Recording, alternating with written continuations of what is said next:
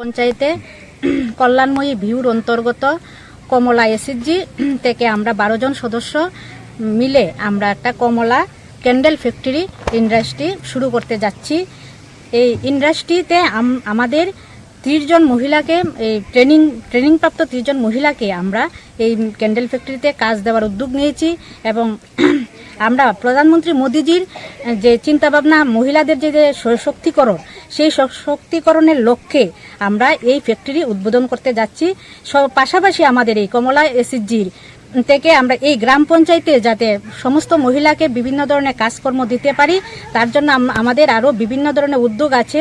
যেমন আমরা একটা ক্যাটারিং খুলেছি এবং আমরা বিভিন্ন ব্লকে, এরপরে পল্লীমঙ্গল ক্লাস্টারে আমরা সাপ্লাই দিচ্ছে খাওয়ান, এরপরে আরও ক্যাটারিং আমরা যাতে বিবাহ, তারপর সেই উদ্যোগও আমরা নিচ্ছি।